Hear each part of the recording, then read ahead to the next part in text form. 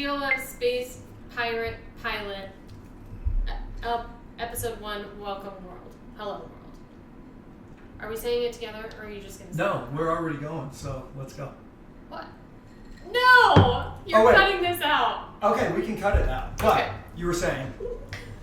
Okay. No, we're not saying it together. You're saying it. This is your thing. Okay. I'm just a guest. On your own video. Okay, alrighty. So that cute little smile. Okay, are we ready? It's my Popeye. I'm gonna go. Are you ready? Because I like me spinach. Alright, so welcome to the GeoLev Space Pirate Pilot, Episode 1, Hello World. I am Annie Strange, and this is Clint Mitchell. awesome. So first we want to start with just the basics of GeoLev.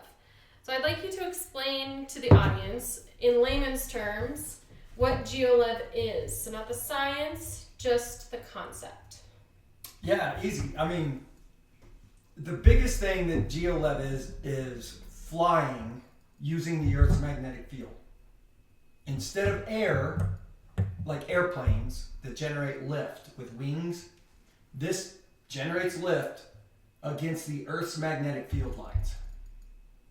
Okay. Do you have any questions? Okay. We have Aaron here with us as well to ask any questions for Two ends, clarification. Aaron. Two ends, Aaron. All right. So next question. What is the basic science behind the concept? Feel free to draw on the whiteboard if you'd like. Fancy whiteboard. So I really don't think I need to draw. It's fundamental, well-established, basic physics. I mean, not for the layperson. It's a little more complicated, but it's called the Lorentz force. And what is the Lorentz force? Every motor in the world generates Lorentz force. That's how the motor works from electricity to mechanical motion. Is when you push electric current through wires inside of a magnetic field, that generates a Lorentz force which causes torque.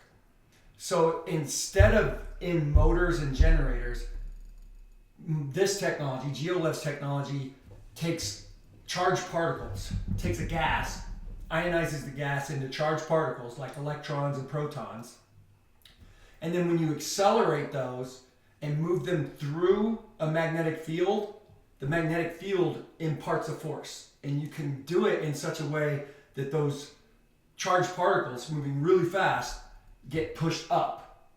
And GeoLev's technology contains those inside of a tube. So when the charged particles are moving through the Earth's magnetic field inside the tube, they want to go up, but they hit the top of the cylinder. And when they hit the cylinder, they push up, just like air on the bottom of a wing pushes up, causes lift for airplanes. But this is all self-contained inside of a tube that these charged particles are moving inside of. Okay. Do you have any questions? No. And so that's really what I mean by that's basic fundamental, as there's no anti-gravity, there's no like fringe physics, something that has to be figured out. This is not a physics problem, this is an engineering problem. I have a question. Go ahead. So in terms of the levitation moving through the Earth's magnetic field, yes, the particles are contained inside of a tube, but how is the magnetic field concentrated to one area? It's not. The Earth's magnetic field is everywhere. So it's basically the same value everywhere on the surface of the Earth. About 50 microtesla. Okay. So it's about, or 0.5 Gauss. That's just different units, like meters versus feet. But it's pretty steady everywhere. And if you see a map of it, like NASA has maps of the Earth's magnetic field, strength, and all kinds of different places. It's like, oh, it's really low over here. It's 30 microtesla. Oh, it's really strong over here. It's 65 microtesla. It's all in the same ballpark. So that slight deviation. Now, here's the thing. A lot of people, I like to say they're smart enough to be dangerous, you know. They'll bring up, well, the Earth's magnetic field is super weak. Like the magnet on my refrigerator is 1,000 times stronger than the Earth's magnetic field. And I say, yes, it is, right next to the magnet on my fridge. Okay? But if you move a foot away, you don't even feel that magnet. Right. We're 4,000 miles from the middle of the Earth. So the change in the amount of magnetic, what's called flux, but the strength of the magnetic field from the surface of the Earth to 1,000 miles up, it's almost nothing. And it goes down the same amount that gravity goes down. Because as you get further away from the Earth, the gravity goes down, right, with r squared. Well, it's the same reduced magnetic field strength. Now, here's the difference. When people say, well, the Earth's magnetic field is really weak, how can you possibly generate lift with that? Well, so's the atmosphere. The atmosphere is very weak. But if you have a big enough wing and capture enough air, you can fly. Right. It's the same concept. If I have enough charged particles and I have enough velocity, I can generate any amount of force I want. And the added benefit is that, see, the Earth's atmosphere goes down in density exponentially as you go up, right? Whereas the Earth's magnetic field goes out for tens of thousands of miles into space. Right. So you could springboard off of the Earth's surface and go to Mars and go anywhere. So, and I won't go into any of the deeper technologies utilizing, as far as interplanetary, but just as far as terrestrial transportation, getting into space, going into LEO, low Earth orbit, going into up to GEO, which is geosynchronous orbit, or escape velocity, which is outside of GEO, to go to Mars and Jupiter and all that, could be totally done using this. And it's propellantless. What does that mean? There's no thing being propelled out of the exhaust. There's no exhaust. It's all closed. It's a closed system. So, And the fuel, quote unquote fuel, essentially is extremely abundant. There isn't really a limit to fuel. No, yeah. Would you agree with that? Okay. Yeah, and you can use anything as a fuel. Right now, one of the things that I'm working on is I'm doing a prototype, and it's a feasibility prototype. It's a proof of concept prototype. But the end goal will be completely different technology compared to what I'm doing right now. Right now, I'm just doing an electron beam particle accelerator. And I'm actually playing with that and already thinking about doing a gas like argon, because if I use argon, the heavier, a nucleus of an atom is going to be a lot heavier. So if I accelerate an argon atom and then have that slam into the glass, it actually has about 246 times the impulse into the glass for the momentum, compared to an electron, because it's thousands of times lighter. Right. So an electron will go faster, but the mass is a big factor. So Okay. for momentum. Yeah. Nothing from you? Okay. We're moving on to the next question. So how long have you been working on this project?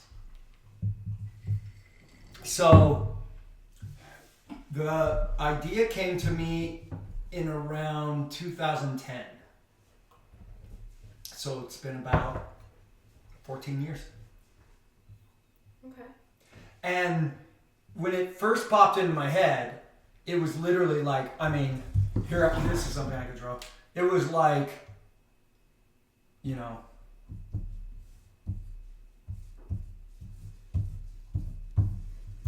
looked like that in my head. Can you see that? Yeah. There we go. It was charged particle moving through a tube in a magnetic field, generate lift. So, back then I didn't know anything about well, anything significant about particle accelerators. Like when I first started doing it, I tried to just create really charged air and pump a whole bunch of charged air through a tube and see if that would do it. And, kind of thought that, we have a lot of mechanical systems where they have like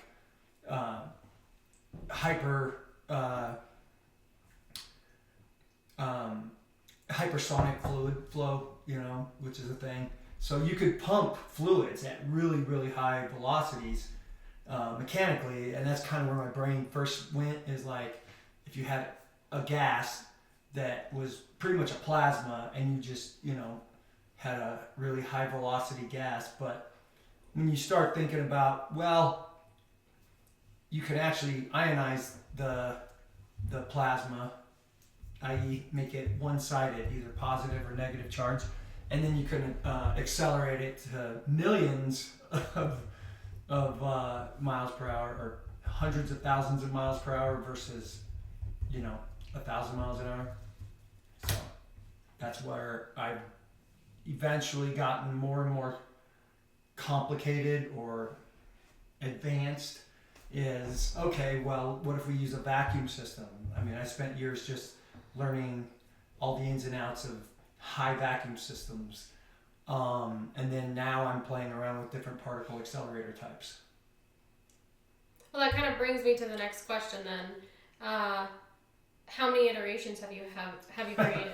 Yeah, you mentioned that earlier, and I was like, I don't even know how to quantify that. I mean, it's funny how quickly I iterate. And my best friend Eric, who's also a NASA engineer, I remember at one time years ago, he was like chastising me because I was changing the design again.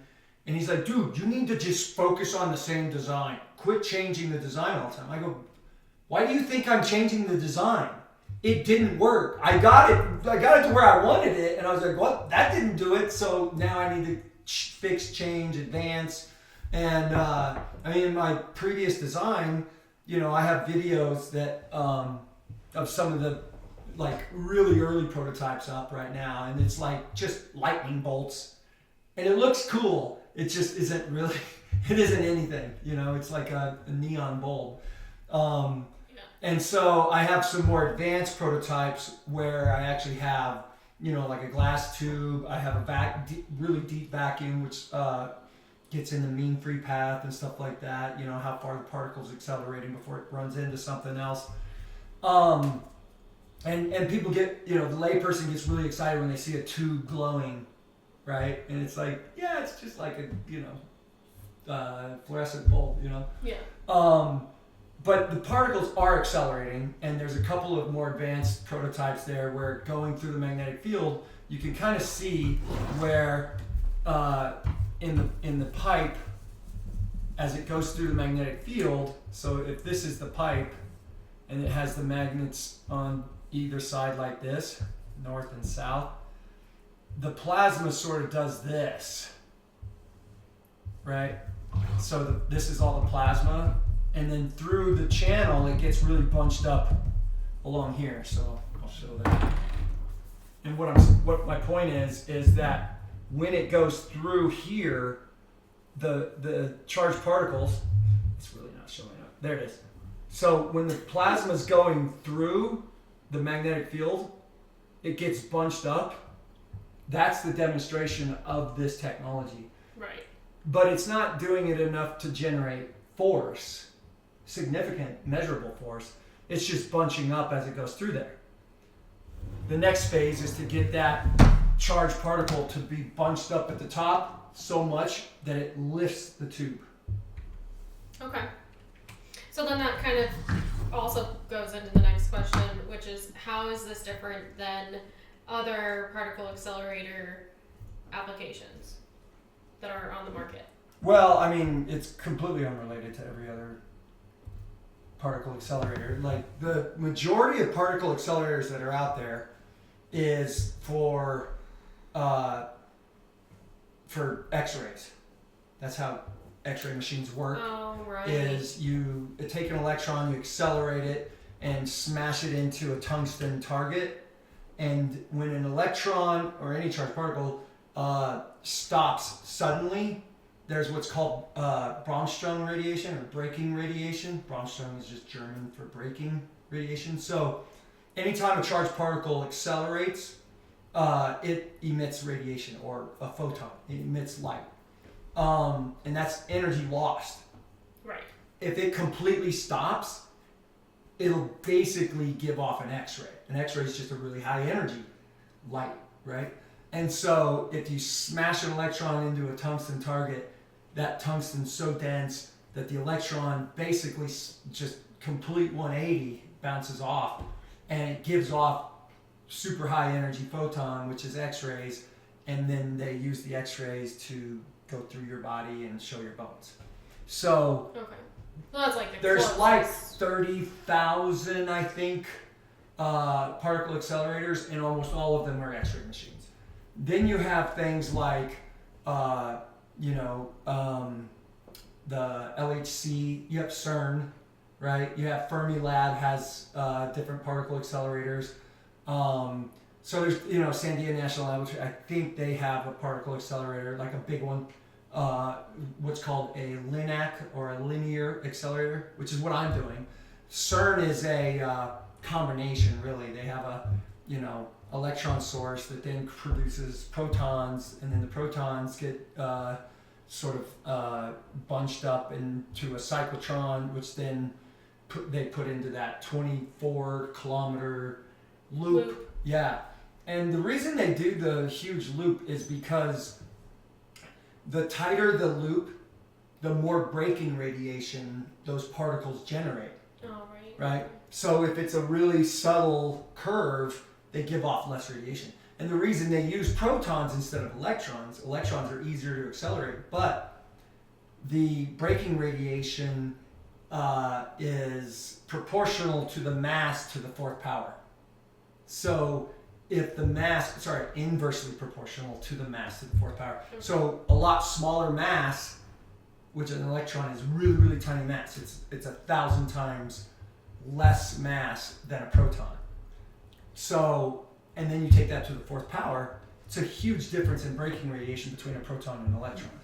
So that's another reason why eventually I think that, the end product will either be a proton-sized or atom-sized gas that is what's used in the accelerator to generate the force. Either that. It would be constantly recycled gas. Yeah, it would just be in a loop. Right. So yeah, there'd be loops probably on either side of the vehicle, And my brain has already created like 15 iterations down, things that I've already seen as potential roadblocks, and then I go, oh wait, if I do that, that gets rid of that problem. So it's just a matter of prototyping at this point. Yeah. Yeah. It's a matter of money at this point. Yeah. Which is why we're having this conversation. Money before prototypes. Yeah. Okay, awesome. Do you have any questions? Okay. Then I guess we're on to final comments. Do you have anything left that you want to leave the viewers with? Yeah, I mean, I've always got something to say. Yeah, that's true.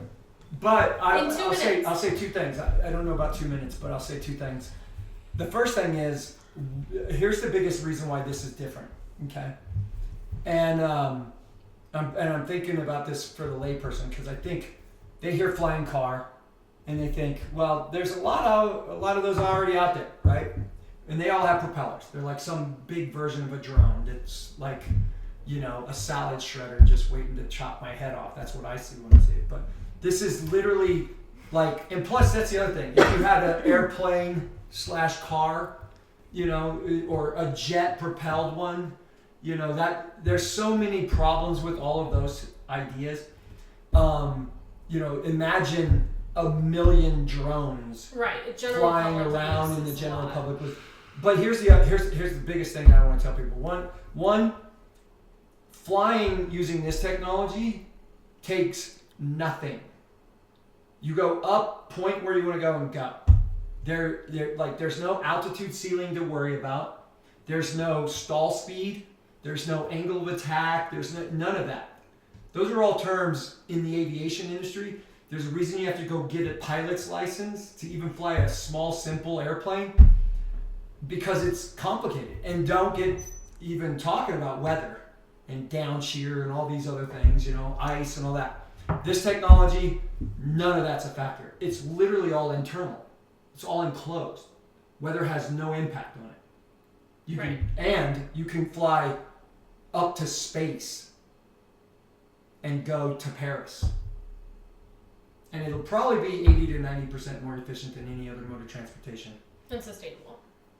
Well, yeah, it's the ultimate green technology. It's literally no emissions. That was going to be my only question. Yeah. Yeah, there's literally nothing that comes out. It's all self-contained. The final product, like what I do right now to generate a particle beam is, I have vacuum systems and pumps and, the final system is going to be like a fluorescent light bulb.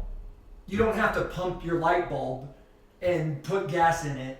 None of that. It's self-contained. You plug it in and it lights up. That's what this technology will be. So I guess I do have one more question.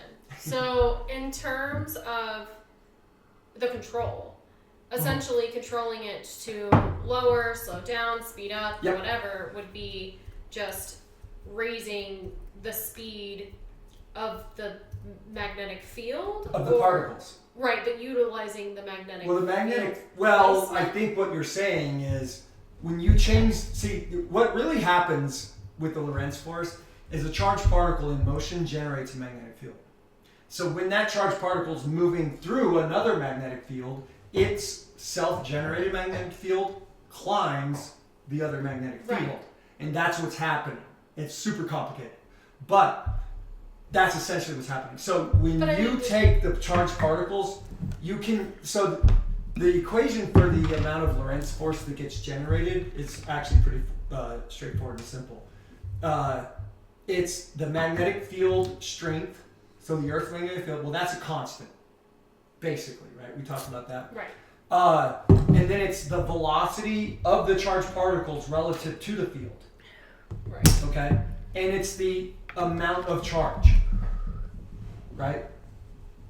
And on top of that, the cosine of the angle between the field and the velocity, okay? So the three things you can change is the velocity of the charged particles, right? You could change the number of charged particles, or you could change the angle.